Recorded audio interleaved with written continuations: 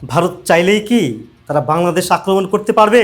না, ভারত চাইলেই বাংলাদেশ আক্রমণ করতে পারবে না। বাংলাদেশ আক্রমণ করতে চাইলে তাকে হাজারবার ভেবেই আক্রমণ করতে হবে। এর পিছনে আমি আপনাদের কয়েকটি কারণ দেখাবো।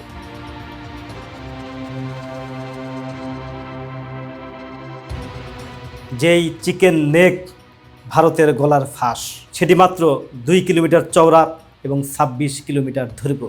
বাংলাদেশের সাথে এখন শুধু সামরিক সক্ষতা নয়, অর্থনৈতিক দিক থেকে শুরু করে নানাবিধ চুক্তি রয়েছে চীন এবং পাকিস্তানের। বিশ্ব রাজনীতিতে ভৌগোলিক একটা ব্যাপার থাকে, এখানে ভূ রাজনীতি সবসময় খেলা করে। ভারতের সাথে চিরকালীন দুশ্মনী হচ্ছে পাকিস্তান এবং চীনের। কোনো কারণে যদি এখন ভারত বাংলাদেশকে আক্রমণ করতে চায়, সবার আগে চিকেন নেক হারাবার একটি সম্ভাবনা রয়েছে।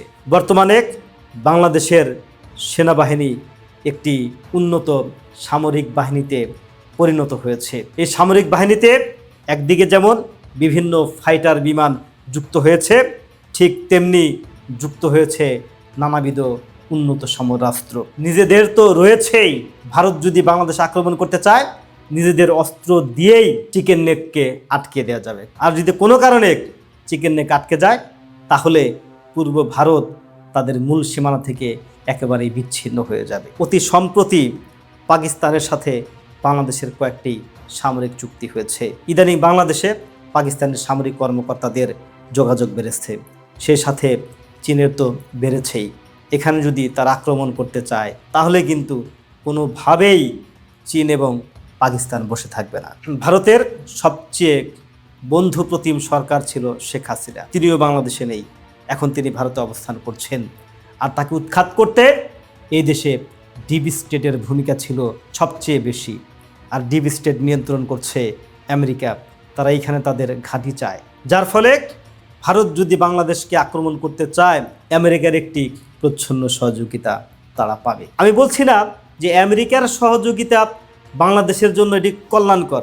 আমেরিকার সহযোগিতা কিন্তু বাংলাদেশের জন্য কল্যাণকর না, কারণ আমেরিকা যেখানেই ঘাঁটি গেড়েছে সেখানেই সেই দেশটাকে তাদের নিজেদের দেশ বানিয়ে ফেলেছে। এটা নিঃসন্দেহে বাংলাদেশের জন্য একটি ক্ষতির কারণ হতে পারে। তবে আজকে আমরা যে বিষয় নিয়ে আলোচনা করছি, যে ভারত চাইলেই কি বাংলাদেশ আক্রমণ করতে পারবে কিনা, সেই জায়গা থেকে বলতে হচ্ছে যে ভারত যদি বাংলাদেশে আক্রমণ করে, তাহলে এই সমস্ত দেশের প্রতিরোধের সম্মুখীন তারা হবে। আর চীন তো সবসময় চায় যে ভারতের পূর্ব অঞ্চল থেকে যেন পশ্চিম অঞ্চল আলাদা হয়ে যায়। আর পূর্ব অঞ্চলের সাথে পশ্চিম অঞ্চলের যোগাযোগের একটাই মাত্র রুট, মাত্র 2 কিলোমিটার চওড়া, সে রুটটা হচ্ছে চিকেন নেক।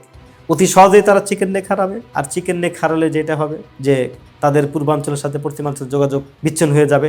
তাছাড়া যে 7 সিস্টার রয়েছে, সেই সমস্ত অঞ্চলে কিন্তু ভারত সরকার বিরোধী অনেক সশস্ত্র গোষ্ঠী রয়েছে, যারা চায় মূল ভারত থেকে স্বাধীন হয়ে যাক তাদের এই অঞ্চলগুলো। তো যদি চিকেন নেক আলাদা হয়ে যায়, তাহলে কিন্তু সেই সমস্ত সশস্ত্র গোষ্ঠী তাদের উত্তরায়ণ ঘটবে, তারা আরও শক্তিশালী হবে। এবং তাদেরকে শক্তিশালী করার জন্য চীন এবং আমেরিকা কিন্তু অনেক সহযোগিতা করবে। আমি আগের ভিডিওতে আপনাদেরকে বলেছি যে সেই সমস্ত অঞ্চলে বিদ্রোহী গোষ্ঠীগুলোকে অস্ত্র এবং সামরিক প্রশিক্ষণ দিয়ে সহযোগিতা কিভাবে করছে আমেরিকা। আপনারা হয়তো সেই ভিডিওটা দেখেছেন। যদি এই অবস্থা হয়, তাহলে চিকেন নেক হারানোর সাথে সাথে 7 সিস্টার্স হারানো কিন্তু খুব বেশি কঠিন কোনো বিষয় নয়। আর এই চিন্তা ভাবনা সবসময় ভারত করে। জন্য ভারত সবসময় চায় বাংলাদেশকে তাদের অনুকূলে রাখতে, কিন্তু বাংলাদেশের সাথে বৈরিতা সম্পর্ক তারা চায় না। বাংলাদেশ ছোট্ট দেশ হলেও এই দেশের সাথে যদি তাদের বৈরী সম্পর্ক হয়ে যায়, তাহলে কিন্তু তাদের জন্য বিরাট একটি সমস্যার কারণ হয়ে যাবে। আর এই দেশটাকে যদি তাদের সাথে রেখে সামনে চলতে চায়, তাহলে তারা সব ধরনের সুবিধাই পাবে। এই কারণে ভারতের কোনো সামরিক কর্মকর্তা এবং ভারত রাষ্ট্রের উচ্চ পর্যায়ের ব্যক্তিগণ কখনোই বাংলাদেশের সাথে সম্পর্ক নষ্ট হোক এরকম কোনো কিছু করে না, বা এরকম কোনো কথা বলে না। এটা হচ্ছে কূটনৈতিক কৌশলের একটি বিষয়। আর তাছাড়া ভারত সরকারে যারা আছে, মোটামুটি উত্তরপ্রদেশ, উত্তর দক্ষিণ থেকে শুরু করে সব অঞ্চলের বাংলার প্রতি একটা অ্যালার্জি আছে। আমি এর আগেও বলেছি একটি ভিডিওতে যে ভারতের পশ্চিমবঙ্গে যতগুলো আসন রয়েছে এবং বাংলাদেশে যতগুলো আসন রয়েছে, সব আসন মিলে যে আসন হয়, তাতে যে কোনো একটা সরকার গঠন করা এটা অমূলক কিছু নয়। এই বিবেচনায় ভারত কখনো চাবে না যে বাংলা থেকে সরকার হোক এবং বাংলাদেশ তাদের অংশ হোক। তো সব বিষয় বিবেচনা সাপেক্ষে অতি সহজেই বলা যায় যে ভারত বাংলাদেশকে সহজে আক্রমণ করবে না।